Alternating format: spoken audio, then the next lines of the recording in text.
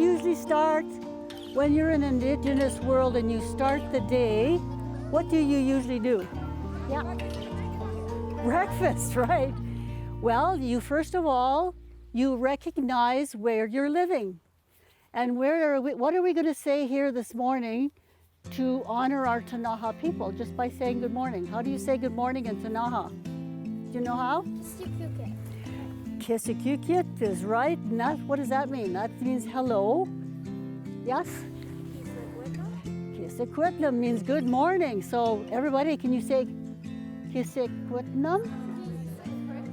Very good, thank you. We started sharing our culture with the students in January of 2008 at Mount Baker Senior Secondary School. It's important to me to pass on the culture to the young people, because if you don't get the culture to the children when they're young, you're going to be too late when they get older. That looks really good. Or you could have a stick. Now, where I come from a Cree background. My grandmother was Cree, which is from Saskatchewan. We would say tansay. Can you say that? Tansay. And that's like hello or good morning as well. And usually what we do is we start the day by saying thank you to the Creator. I didn't have the culture when I was growing up. I had to learn it later in life. And it's difficult when it's later in life to learn your culture. So I want to know that the children nowadays are getting their culture when they're young, so they can grow up with it. Yeah.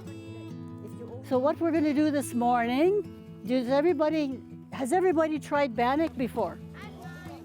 No, but oh my gosh, you're in for a treat. So Bannock is very important in our Indigenous lives, because people way back years ago, like in my granny and my great-granny's life, the only thing they had to eat sometime was Bannock. And Bannock is pretty simple. All it is flour.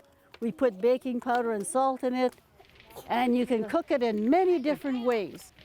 This morning we're going to make Bannock, and we're going to deep fry it, which is kind of like the go-to way of having Bannock these days. And people call it fry bread. But it's really not fried bread, it's fried Bannock, because bread has yeast and Bannock doesn't. Bannock has baking powder to make it rise. So we'll get to sample those two, but years ago they used to cook it on hot rocks around the fire, or they might put it on sticks and put it in the fire and cook it like you would a hot dog. You could cook it that way in the fire.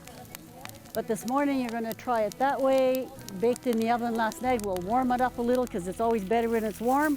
This one's not that warm yet. I'll leave this one till finished. Now, many, many years ago, there was lots of wild vegetables, fruit that the Indigenous people could eat, but mostly they ate meat, right? They had the buffalo to eat, they had wild meat, and over the years, all of these things kind of disappeared. The buffalo disappeared, so there was not a lot of meat. They could go out in the wild, though, and find wild potatoes, wild onions, and lots of fruit. And where I come from in Saskatchewan, the go-to fruit is Saskatoons. Has anybody ever eaten Saskatoons? Yeah, good. It's almost like a blueberry, right? But around us, we had blueberries, we had Saskatoons, we had cranberries, we had raspberries, wild strawberries, so there was lots of wild fruit that you could harvest. What's everybody's favorite food? Steak. So you'd need buffalo, right? What's your favorite? Oh, pierogies. Well, you can make Bannock dough and put some.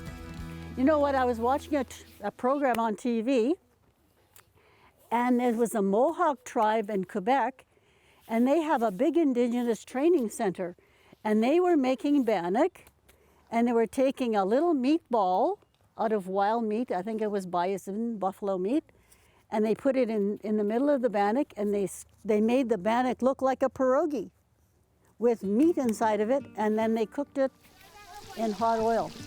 That looked pretty interesting, so maybe that's something we got to try, right? What do you think you would have done if you were living like the Indigenous people and you would hunt elk? Yes. Usually they get really excited about the furs because they like to touch the furs, and we talk about how they would trap squirrels and eat them, or what they could actually sort of survive on when they were trapping. But when you start making it bannock, they love to get their hands in there and knead the dough and cut their animal shapes and that kind of thing. So they get quite a blast out of it, actually. Where do you think bannock started? Does anybody know where the actual bannock started? In Canada, yeah. But you know what? It came from Scotland. That's where the bannock started. They had bread in Scotland that they called Bannock or Bannock. And when the Indigenous people started associating with the Scotch people, they learned how to make bannock.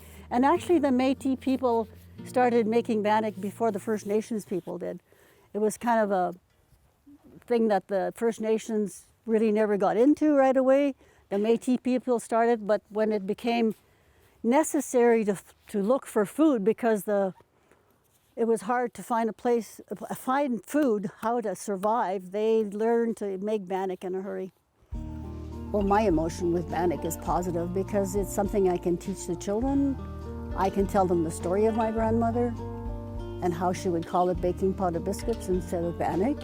And it's just something you can do with the kids. And when you have little children, you can roll it out and I have Indigenous shaped cookie cutters, and we can make Indigenous shaped bannock and talk to them about hunting and fishing at the same time and how the Indigenous people survived over the years. Right?